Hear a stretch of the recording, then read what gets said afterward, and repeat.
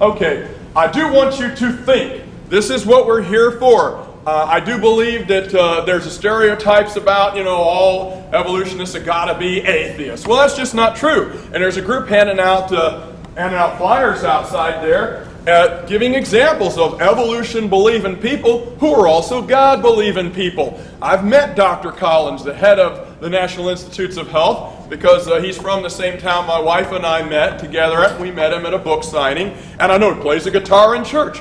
The big thing to do and the take-home lesson is stereotypes may be based on some kinds of baseline of data, but basically stereotypes are unintelligent.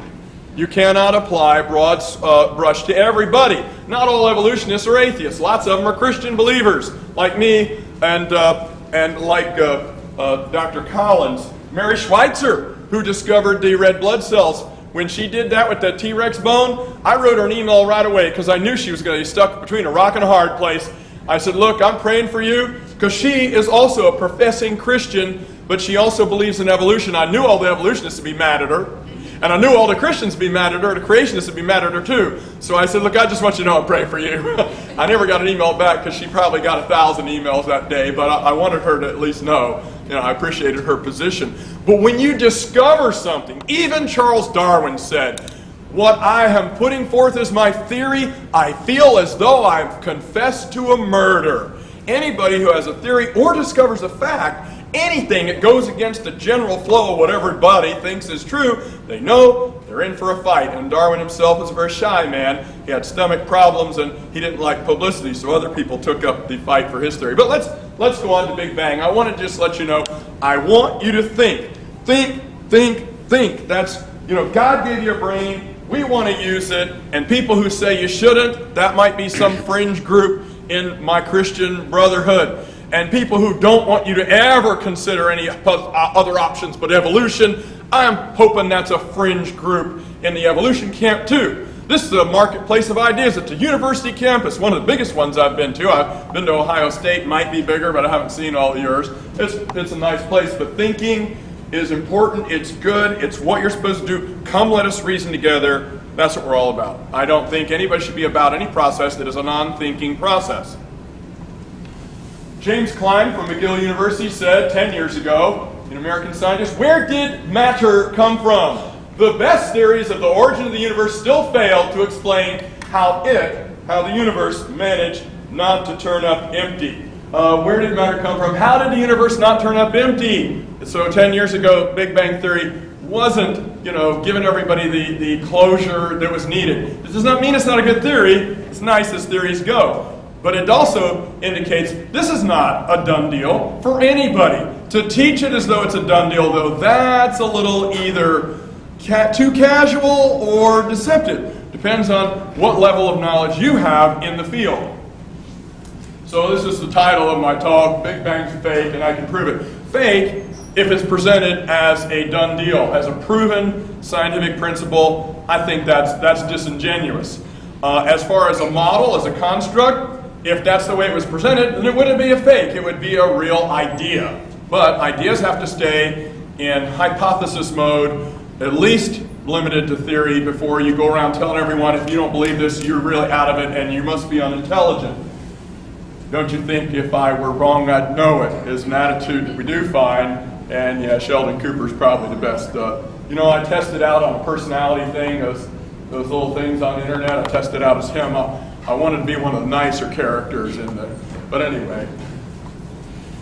Cover of Discover magazine, 2002. Well-known evolutionary cosmologist Alan Guth said, this is right on the front of the magazine, the universe burst into something from absolutely nothing. Zero. Nada. And as it got bigger, it became filled with even more stuff that came from absolutely nowhere. That is what the Big Bang Theory says. A lot of people don't understand that evolution says that fish turned into monkeys and the monkeys turned into people. You need to go the whole enchilada and understand what you're buying here. And this, of course, the beginning of the universe is what you're buying, a violation of the first law of thermodynamics. As Bruce Malone said, first law of thermodynamics says matter energy cannot be created nor destroyed.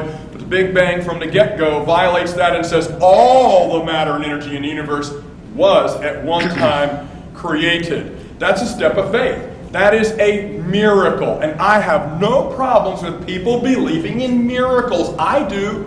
I happen to believe in God, so I believe miracles, if God has power to do that, yeah, miracles can happen. But if someone says, I don't believe in miracles, but I believe in the Big Bang, I'm sorry, you do believe in miracles. I spoke at University of Texas, El Paso, and in 2 sessions, over 5 hours, the Atheist Club members were there, testing me and hassling with me. I actually got to like some of them. And at the very end, I finally got all the Atheist Club members to admit they believed in miracles too, just different miracles than I did for different reasons, And I said, well, now I'm glad you finally, it took 5 hours. But everybody, Albert Einstein said there's only 2 ways of looking at the universe. Either that everything's a miracle or nothing is. And I think that really he thought of things as miraculous when you look at some of his other writings. This is Dr. Eugenie Scott, the head of the National Center for Science Education Incorporated, sort of a we are against creationists group, a private group. And look at what she said, and this is an attitude I've seen that frustrates me. Facts are a dime a dozen. There's facts all over the place. Theories are the most important thing in science. Now, I've met Dr. Scott, I've heard her speak, I've talked with her. She is a smart lady, and I know she knows she's bending stuff when she says something like this. Of course facts matter, she knows that. But what she's wanting to do is say, Big Bang theory, evolution theory. Let's talk about the theories. Let the scientists make the theories. Don't worry too much about the facts. There's so many facts. But if theories aren't fact-driven, I don't think they're worth that dime at all. Fact, logic, evidence, thinking, and science has to be what we're about in science, or I'm really not interested. I got into science because the beauty of truths is what I wanted to discover. And so theories are people's constructs.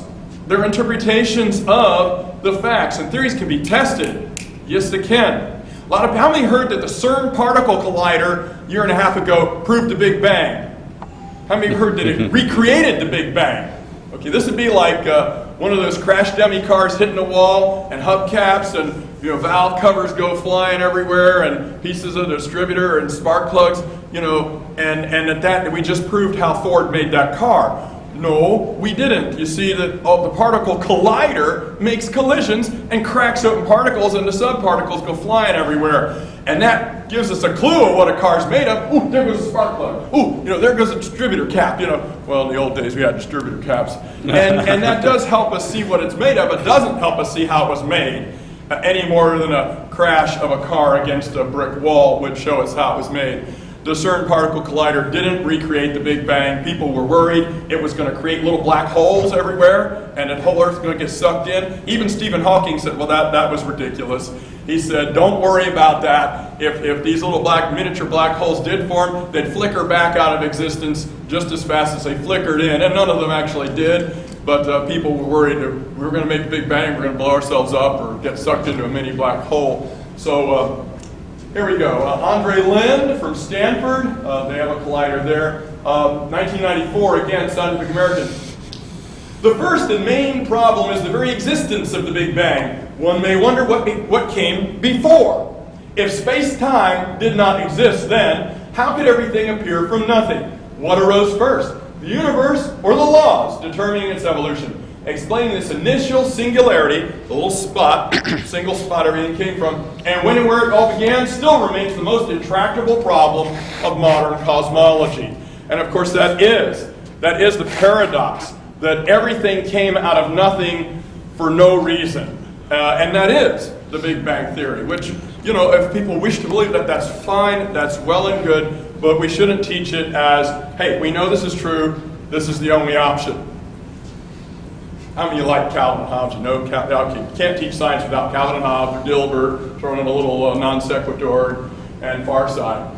The problem with people is they don't look at the big picture. Eventually, we're each going to die, our species will go extinct, the sun will explode, and the universe will collapse. By the way, Bill Watterson was bringing forth the old oscillating universe theory, that the Big Bang, and then gravity would bring all the galaxies back together, into what's called the Big Crunch. That's the oscillating universe theory. Bang, crunch, bang, crunch. And this would go on for eternity. And And that explains why matter and energy are still eternal in the mind. Well, now since the Hubble constant has been recalculated, since Watterson did that cartoon, we have found out that the rate of expansion of the universe is going so much faster. The galaxies are flying apart from each other and are still accelerating away from each other. And that's still increasing so much that the term dark energy had to be invoked. Some force must be maybe anti-gravity. Since matter creates gravity, maybe the lack of matter creates anti-gravity is a new theory, but whatever it is, there must be something pushing them away, so they called it dark energy. And the chair of physics, a lady at Yale University 10 years ago, when she became the new chair, she was interviewed by Parade magazine, and she said, dark energy is just it's just code for we don't have a clue. And again, I think it's great when people who are put on a pedestal, sometimes I am, as intellectuals will admit, you know what, we're seeking just like you. We're feeling around in the dark. We have special skills of research and training and background, but we're figuring this thing out, and it's a beautiful journey, an immense adventure that we're on too. And it's fun for most scientists. And well, I'll broach that a little bit more later. Existence is not only temporary, it's pointless. We're all doomed, and worse, nothing matters. I see why people don't like to look at the big picture. Well, it puts a bad day in perspective. I suppose it does. But the oscillating universe theory is now gone because of the accelerating rate, and the Hubble constant has been readjusted. Now, Marilyn Beausavant is probably the most famous Mensa in the world. Myself and Dr. Bergman are both members of Mensa, the high IQ society. You have to get in the 98th percentile to get in an IQ. I say that not to brag, but to counteract the stereotype that all creationists have low IQ, the IQ of a land snail or a paper bag, and we don't. There are many brilliant creationists, there are brilliant evolutionists, but this brilliance doesn't shed light on events that happened in the past. That's all forensic science. Big Bang, origin of life, origin of species are the three miracles that have happened, and how they happened, whether it did it by itself, whether there's a box maker or the box made itself, what Bruce was saying is really what it gets down to. But Marilyn Beausavant does not believe in creation, but she also won't buy the Big Bang. Now, she's in the Guinness Book of World Records, being the most famous Mensa in the world because her IQ is 228. I think the test only goes to 200, so I don't know how she pulled that out. But her column in Parade magazine is interesting. Look what she said. Be able to defend your arguments in a rational way. Otherwise, all you have is a what? Opinion. There's nothing wrong with an opinion. Absolutely no. Scientific investigation is launched by opinions and then research, experiment, hypotheses, and the vigorousness of that research may convert something in, it may be have conferred upon it the title of theory, and if we go far enough, law. But sometimes laws of science have had to be revoked because we were wrong, because humans are fallible. That's the search, that's the quest that we're on. But if you can't defend it in a rational way, then you just have an opinion. Nothing's wrong with opinion, just don't package it and sell it as a fact and push it down people's throats. This is from her article here. Someone asked, as a non-scientist, how can I accept current scientific theories? For instance, the wave nature of light, when so many theories in the past later proved to be incorrect. And she goes into the Big Bang theory here, and let me give you bigger letters on what she says. That sounds just plain nuts, right? But do you believe it? If so, how do you support your belief that the entire cosmos was once smaller than a polka dot? With a strong line of reasoning, solid evidence, anything at all? If you cannot, welcome to the world of faith. You're accepting what you've been told by those you respect. Lots of science, far too much, is accepted on faith. And she says we must be careful not to teach theories as fact. It slows scientific progress immeasurably. Because if somebody just drops down into your database a theory as a fact, then you will exclude all curiosity outside of that paradigm, and you won't look for anything. That's why it took so long for people to accept Alfred Wegener's continental drift. That's why it took so long for people to even consider Big Bang, because there was a prejudice against the universe having a beginning of any kind, which is why the oscillating universe theory helped cosmologists who still wanted the universe to be eternal and have no beginning. Big Bang says there was a beginning, right? You know, the whole universe was in a hot dead state for nearly 14 billion years ago. Expansion started, wait. The Earth began to cool, Neanderthals, Earth began to cool, the autotrophs began to drool, Neanderthals developed tools, built a wall, we built the pyramids. You know there's an error in that song? Because I'm a biologist. Autotrophs don't drool. For all these years that I thought someone, I guess it'd be difficult to rehire bare naked ladies to sing a song over, but autotrophs are plants, heterotrophs drool. Anyway, it's like fingernails on the blackboard every time I hear that. Oh well. But if you teach a theory as a fact, it blocks people's minds out. They just think that's going to be a dead end. Why waste my energy going there? And she's right. Dogmatism in anything is not terribly healthy. We have to have things we all agree are laws, but you get the Nobel Prize if you disprove a so-called law of science. So there should be some actual impetus to doing that sort of thing. Marilyn Beausoleil also commented on the Big Bang saying, I believe that if a religion had been the first to propose the idea that all the matter in the universe at one time was concentrated in an area smaller than a pinhead, that probably the scientists would have smiled at such an idea. You know, oh, isn't that cute, you know. But it's actually a very religious concept, you know. Michael Roos, who has an endowed chairmanship at Florida State, he's an evolutionary philosopher, said, I can see why evangelicals are so alarmed by evolution. After all, the general evolution theory claims to answer questions that used to be the province of religion, like where did we come from? What's the purpose of life? Why are we here? Where are we headed? All those kinds of things, tautological type things. He said he understands, even though he's an atheist evolutionist, he understands why evangelicals would feel like someone's messing in on their territory because these were always the province of faith. And if you base your life on evolution being true, you will come to different conclusions about those questions and many others. So it is a worldview. It is a faith position. This is Eric Lerner. He does not believe the Big Bang. He wrote a book called The Big Bang Never Happened. He is a cosmic string theorist, and he got together, made an open letter in New Scientist magazine in 2004, got like 33 other scientists to sign it. Now it's over 1,000 of them. And when it got up to like 400 and something, I checked the list. My old astronomy professor, Minos Kafatos, was on the list. So I knew there were other cosmologists. Not that they rejected the Big Bang, but they agreed with him, with Lerner, that the Big Bang is being taught dogmatically. Even if I believed in the Big Bang theory, I would be against it being taught dogmatically.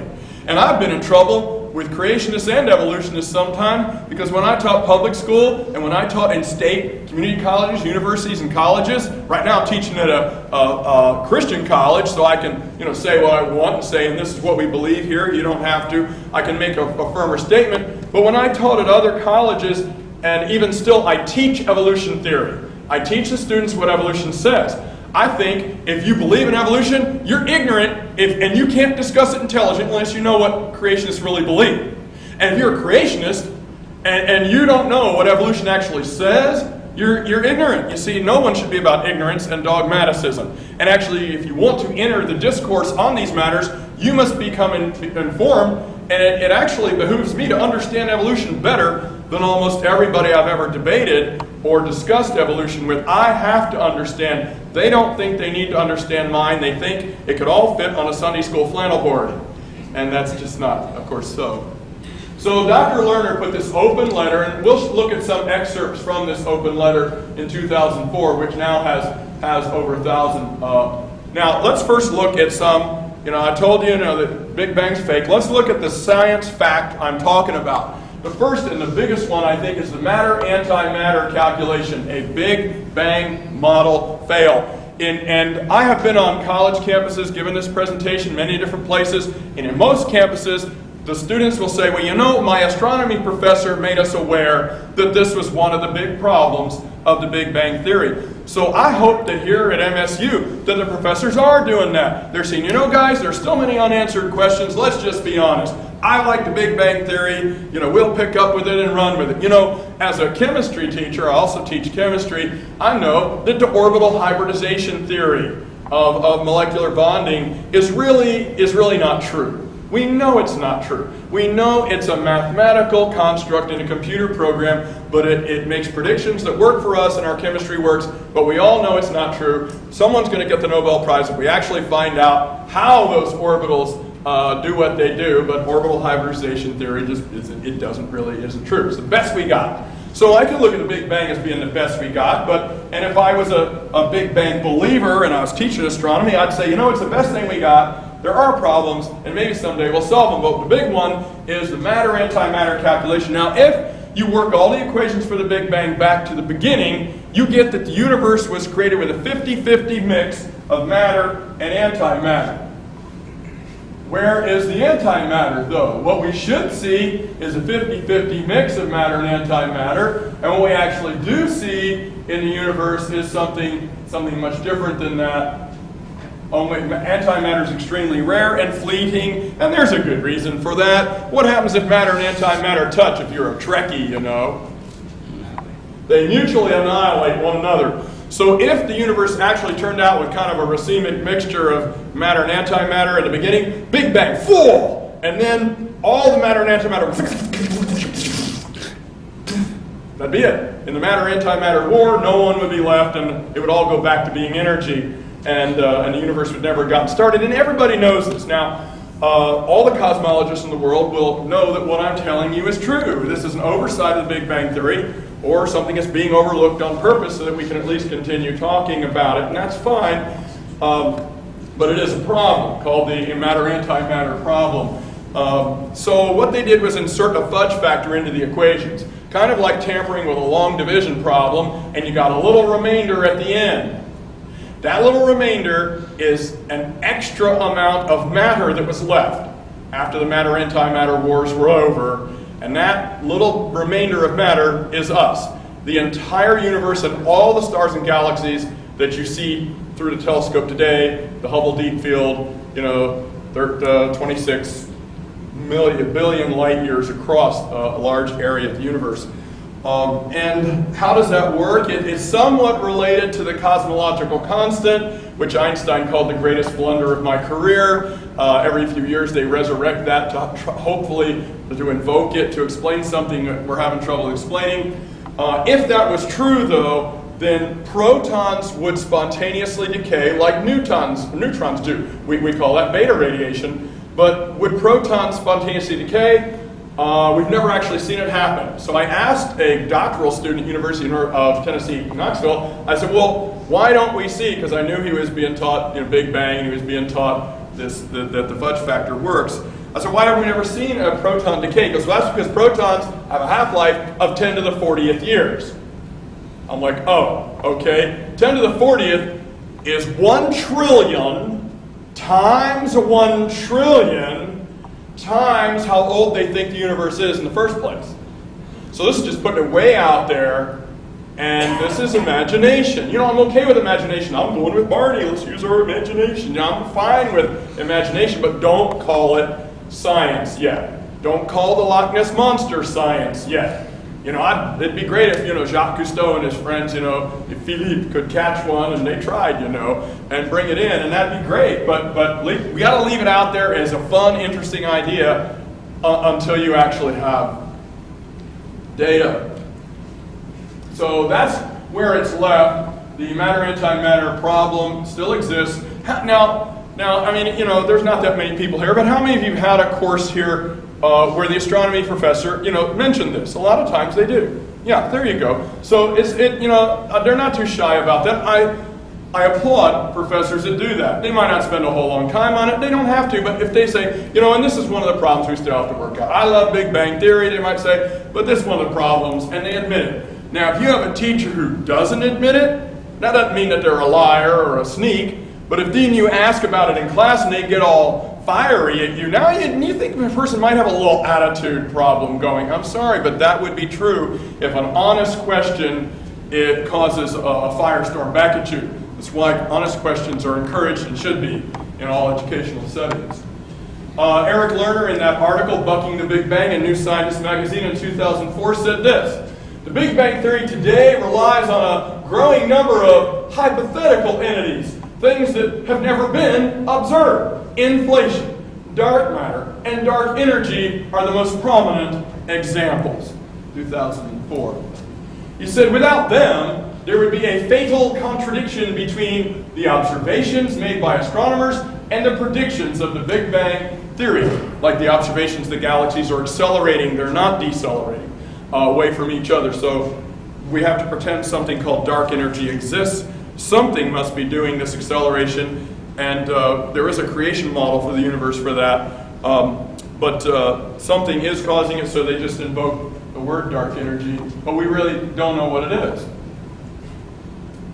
In no other field of physics would this continual recourse to new hypothetical objects be accepted as a way of bridging the gap between theory and observation. It would at least raise serious questions about the validity of the underlying theory. You see, there are contradictions between Big Bang predictions and the things we've actually recently seen through telescopes and radio astronomy. And that should cause a little tremor in the Big Bang community, and it ought to. And it shouldn't cause defensiveness, it should cause curiosity, and it should cause perhaps a little loosening the lid on the jar for opening minds. Now, the Big Bang Theory fell out of repute, in the 60s when Penzias and Wilson discovered the CBR, cosmic background radiation, at Bell Labs in the late 60s. Radio astronomy was born, and a cool developments since then. But that kind of boosted Big Bang Theory. And then in the 90s, if you are a Trekkie, you see the Starship Enterprise is always running into a cosmic string, Rosal vortex things. They didn't talk about Big Bang very much during the 90s because cosmic string theory was really coming in as a replacement theory. It's like a beauty show or popularity contest. Then, at the end of the 90s, the thermal ripple was found at the edge of the universe using the IRAS, the Infrared Astronomical Satellite, which that would be there if Big Bang was true. Now, there's 100 other ways that could be there, but since it didn't contradict Big Bang, it got applause and everything, just like the distortion in the cosmic background radiation did just earlier this year. Ever heard of this kid, Jacob Barnett?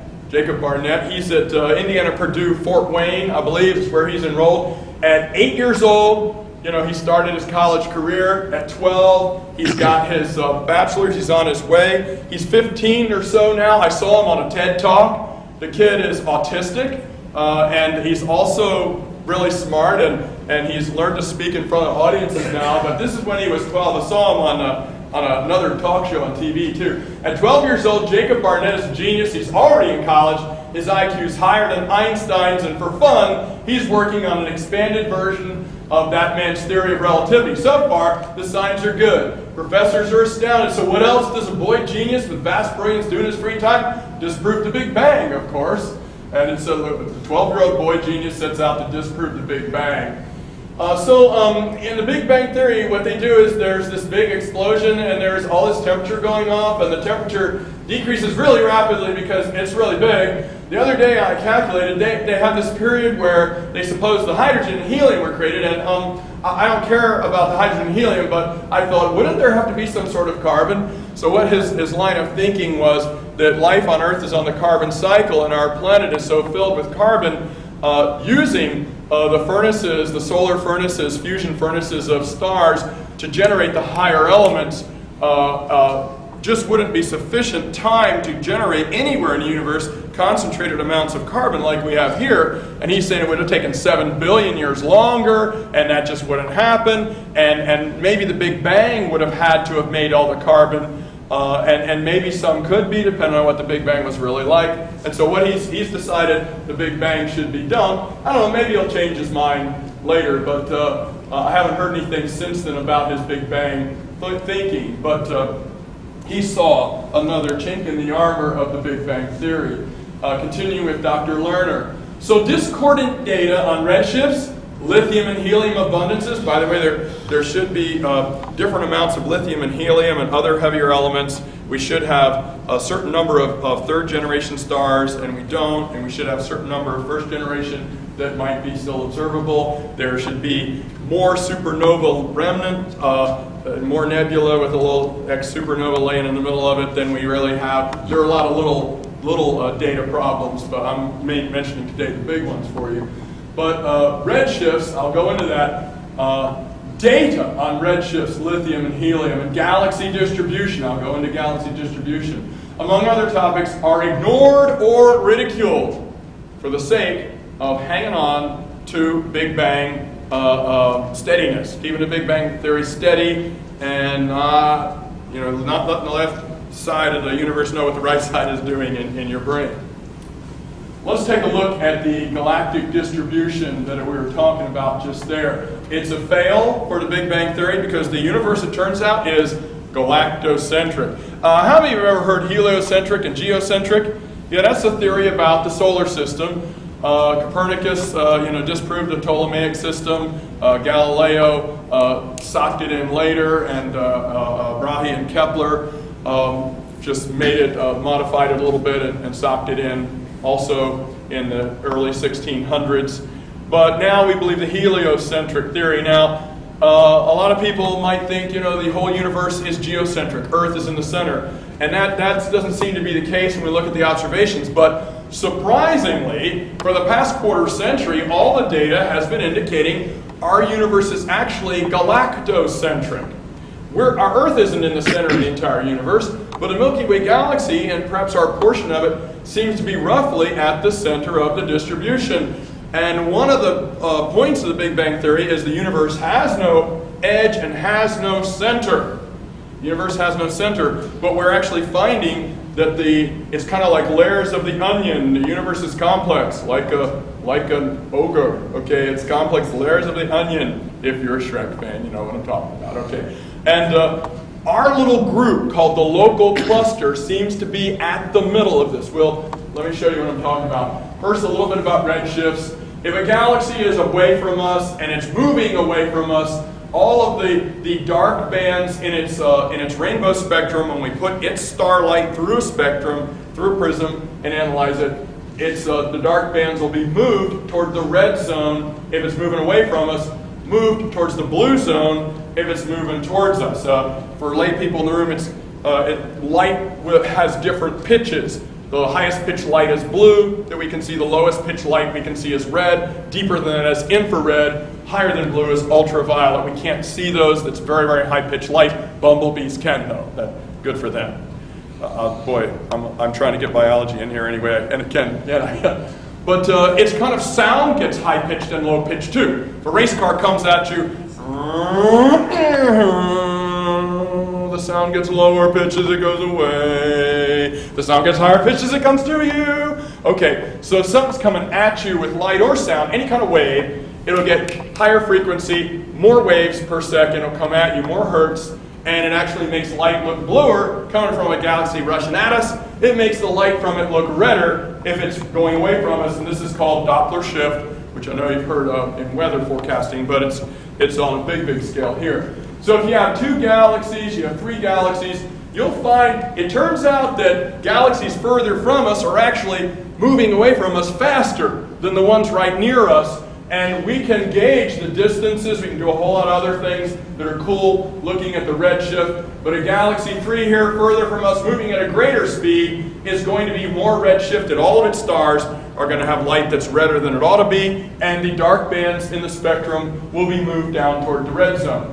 What we should see, if the Big Bang is true, is an even distribution of galaxies all moving away from us, and we should see many different galaxies moving at different speeds away from us with no pattern. What we actually see is there's a whole bunch of galaxies this much redshifted, and then there's none this much. There are a whole bunch of galaxies that are this much redshifted, and that accounts for about 11 million light years apart. And for 11 million light years, there's nobody that distance from us. And then there's a whole bunch of galaxies moving that redshift from us. And so on. The redshifts are quantized. In other words, we see a bunch of galaxies around us at about 11 million light years away. Now, the local group is the only group of galaxies where some of them are blue shifted. A few other galaxies are actually heading towards us. Not very many, but only in the local group. Once you get outside the local group, there are no more blue-shifted galaxies, the Virgo cluster and some of the other clusters. So this is a simplified version of it, but what we actually see is concentric, three-dimensional rings. They're really shells like balloons within balloons, And this has been confirmed. The universe is sort of Milky Way centric, local group centric, and there shouldn't be any center anywhere if the Big Bang is actually true. 1984, we knew this. There is now very firm evidence from the Astrophysical Journal. This is not the Creation Research Society Journal, by the way, which Dr. DeYoung is the president of the Creation Research Society. I'm a lifetime member of that. This is a Big Bang believing group that admit, hey, you know what? We've got evidence that the redshifts of galaxies are quantized. The Journal of Astrophysics and Astronomy, 1997, getting closer to the present. The redshift distribution has been found to be strongly quantized, amountized, in the galactocentric frame of reference. What does this mean for the Big Bang Theory? It's a problem. It actually contradicts the Big Bang Theory. Now, maybe this is a conundrum that can find some work-it-out solution, but not yet. And it is another condemning thing for teaching Big Bang as anything but a nice idea. Again, 1987, Halton Hart, from a book, I believe that is, the fact that measured values of redshift do not vary continuously but come in steps, certain preferred values, is so unexpected. Why? Because Dr. Hart believes the Big Bang Theory. It's so unexpected that conventional astronomy has never been able to accept this in spite of the overwhelming observational evidence. Remember what Dr. Lerner said. Observations and data have been ignored or ridiculed in favor of Big Bang Theory, and that's not healthy in science. Observations are now interpreted through this bias filter, says Dr. Lerner, judged right or wrong depending on whether or not they support the Big Bang Theory. Again, that's that letter, open letter, that he published in 2004 in New Scientist magazine. Implications of this. Now, to be fair, Dr. D. Russell Humphreys is a creation scientist. I've spoken with him on the same platform before. He's a retired physicist from Sandia National Laboratories. He's won awards. He has patent for his magnetic thermocouple switches. High energy physics is his field. And this guy is the one who correctly predicted the magnetic field strengths of the planets Uranus and Neptune before the probes got there. NASA's prediction was off by a factor of 1,000,000 times wrong, and they're kind of freaked that Dr. Humphreys was right. That's cash in the bank if your theory predicts things. You know, Einstein's theory predicted the bending of starlight, and Humphreys' theory on planet formation predicted the magnetic field strength should be as weak as they are today. He also correctly predicted the strength, the weakening of Mercury's magnetic field just a couple of years ago. Once the MESSENGER probe entered stable orbit around Mercury, for the first time a probe had measured the field since 1975, and that was the Magellan probe, and he was right about that too, within parameters. It was pretty cool. But anyway, also the moons of Jupiter. One of the what I'd consider one of the great scientists, research scientists in the creationist community. But he pointed this out. The quantized distribution of galactic redshifts observed by various astronomers seems to contradict the Copernican principle and all cosmologies founded on it, including the Big Bang cosmology. Now we're getting away from the galactocentricity. How about how galaxies form? How does an explosion actually form beautiful, highly structured arrangements of matter and energy, which we call galaxies, galaxy clusters, and large-scale streams of galaxy clusters in the gross structure of the universe? How does that happen? James Trefil, who teaches at taught at George Mason University, where I got 3 of my degrees, and he and Robert Hazen wrote a book, Science Matters, which I loved. I used it as a textbook for a class I taught in Vermont. But he said this, there shouldn't be galaxies at all. And even if there are galaxies, they shouldn't be grouped together the way they are. The problem of explaining the existence of galaxies has proven to be one of the thorniest in cosmology. Astronomy is, looking at stars and things. Cosmology is referring to the structure of the universe, not necessarily the things we see in it, but the arrangement. By all rights, they just shouldn't be there. Yet, there they sit. It's hard to convey the depth of frustration that this simple fact induces among scientists. But that cognitive dissonance is a good thing in science. It energizes and gives the impetus for new research and new theories, which is good. It's not comfortable, as Dr. Trefil says, but he is admitting it's a fact. It's a fact. Remember what I said a long time ago at the beginning of this, and when I gave my intro in the big group, I'm looking at the facts of science. I'm looking at the data of science. I'm looking at the established laws of science. I think the laws and the theories and the hypotheses are nice, but the facts, observations are irrefutable. Well, how do you know your senses aren't lying to you? All truth is relevant. Okay, fine, and you can't prove anything. That's right, Dr. Jackson, you can't. We can't prove what you're saying either. No, I'm empirical, you're not. No, that doesn't work. It's got to work both ways. If nothing's knowable, then don't complain to me. And don't exclude my ideas being taught in a university either. Eric Lerner again in that same open letter. This reflects a growing dogmatic mindset that's alien to the spirit of free scientific inquiry. Now, whether you believe in Big Bang or cosmic string theory or steady state theory or whatever, you know, the theory that God made the universe and stretched out the heavens, white hole cosmology, or not, whatever you believe, dogmatism should not be a part of your mindset, and we all have to fight it because you all have our favorite theories. You know, Humphreys, he's my man, you know, I love him, I like his personality, I like the way he presents, but he also says, look, I could be completely wrong with white hole cosmology, but here's the theory, and I think it's cool, and I think it's cool too. It answers a lot of questions. Okay, that's the, what was that? Oh yes, the galaxy formation fail, the star formation fail for evolution in the cosmology universe by Big Bang Theory, and Mr. Malone mentioned that also. Star formation, he did give you a lot on that. Let me just give you this. This is from 1990. This is still true, Science magazine. Most disturbing, however, is the fact that despite numerous efforts, we have yet to directly observe the process of stellar formation. We've not been able to unambiguously detect the collapse of a molecular cloud core or the infall of circumstellar material into an embryonic star. Until such an observation is made, it would probably be prudent to regard our current hypotheses and theoretical scenarios with some degree of suspicion. That's honest. That's honest, and it hasn't changed since 1990.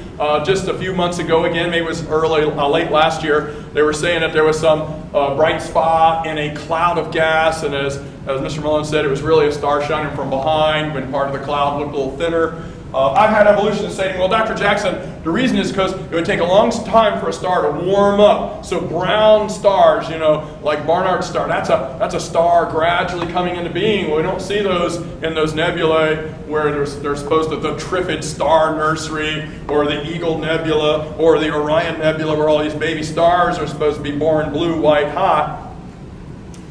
You know, fusion is a chain reaction. A star shouldn't just brown in over centuries and centuries of time, so gradual, so slow we can't notice it. No, it's a thermonuclear detonation. A star being born should happen within a few hours. It's a chain reaction. A star would flicker into existence where there used to be a black part of space. A new star should be sending off new radiation, and you should see it one night and it wasn't there before. It would happen suddenly just because of the nature of fusion chain reactions. And everybody knows this. To have somebody tell me that in a public forum is a sign of wishful thinking, maybe some ignorance, certainly hoping to make me look bad in front of an audience, but when you actually bring up, it's a chain reaction, everybody knows those go fast, like it's the exact same reaction as occurs in a thermonuclear detonation. And we haven't been able to control that yet, cold fusion, no kind of fusion reactors. It's only a bomb as far as we know, just like the sun. It hasn't ever been seen, and it can't be for the reasons that we already talked about, the pressure, the gravity, and what hot gases do, and what gravity can't do. Of the four known forces in the universe, gravity is the weakest of the four. And so you have to have a huge amount of matter, like an 8,000 mile thick chunk of rock like our planet, to even get me to come back down after this, you know. Jump off Phobos and you might end up in orbit. Okay, how many have heard of the Planck constant? The Planck constant, well, there you go. I'm not talking about Ed and Eddie's Planck, okay? If you know that cartoon. Max Planck was a personal friend of Albert Einstein. He was a Nobel Prize-winning physicist, Look at what he said. Whenever an experimental finding contradicts the accepted theory, another step on the ladder of progress is thereby announced. For the contradiction signifies that the accepted theory must be overhauled or improved. Now, let's one more that I want to discuss is the C fail. E equals mc squared. What's that? Yeah, Einstein's equation. C, okay, E equals energy, M equals what? Mass. Matter, okay, mass, and C is the speed of light. A large number, 300,000 kilometers per second, or 186,000 miles per second is the speed of light. Carl Sagan called it the speed limit of the universe. Okay, it's a known law of science. According to Albert Einstein, nothing can go faster than the speed of light. Anything trying to do that will just turn into a ball of energy, and after that weird stuff happens, and Superman really can't go back to when Lois Lane got in the earthquake crack. You can't go backwards in time. You could maybe slow down your progress in time, but you can't go backwards. C is also a problem for the Big Bang Theory. Albert Einstein and his theory, he also said, and this is a sign of the death of a theory, everything should be made as simple as possible, but not simpler than that. You see, during the first trillionth of a second of the universe, the Big Bang Theory says there was a stage called the inflationary period. How many ever heard of the inflationary period? Yeah. And during that time, the universe would have had to popped out like a spring-loaded umbrella to a huge size within a trillionth of a second, and it would have required matter and space and time and energy to travel faster than the speed of light. Now, this is completely acknowledged and swallowed as a tough pill to swallow, but it requires a breaking of the law that nothing can go faster than the established speed of light, even in a vacuum.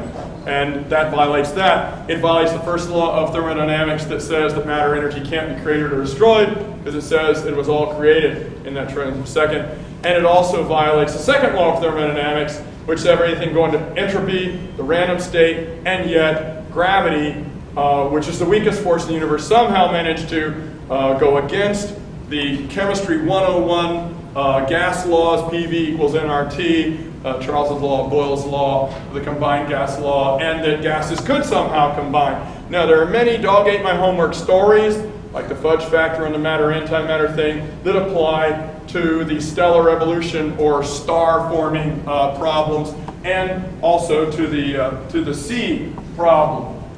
Here's sort of a little chart here. If you can't say it simple, Einstein said, you don't understand it well enough.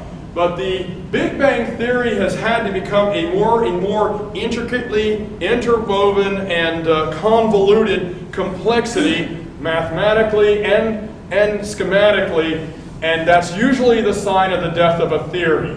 The geocentric theory of the solar system, once new observations came in, it looked right for 1,500 years, and then we had new data come in, especially from Tycho Brahe, then Galileo, and Brahe's apprentice Kepler, that just destroyed that theory because new evidence came in. But they had to make dog-eat-my-homework stories. Okay, Mars looks like it's going backwards, and geocentric can't explain that, heliocentric could, but no, we're not going there. Mars makes little curlicues like the frosting on top of a Hostess cupcake, and they called these epicycles, as it went around a main orbit called the deferent, anything to explain how Mars could appear to go backwards during part of the observation from Earth during its orbit.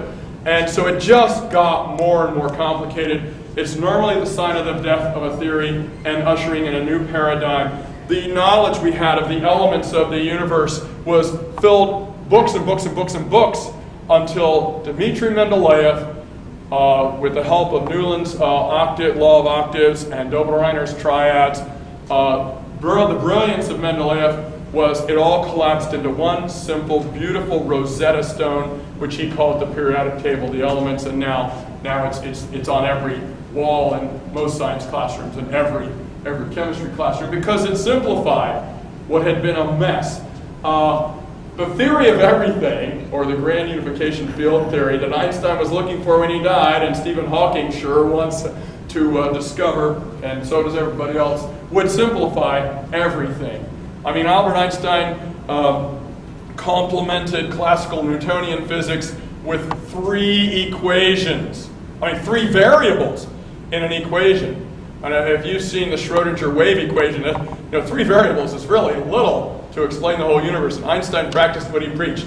Make it simple, but not simpler than that. And Big Bang, just as an aesthetic, it's got too many ifs, ands, or buts, too many dog ate my homework stories, too many, well, let's ignore that for this time and ignore actual laws of science and observations. I think that's a problem. I don't think it's a problem to teach it. I think it's a problem to teach it and not bring up the warts on this, okay, the little patchinesses. You really should admit that. And perhaps even acknowledge that there are other models and ideas out there.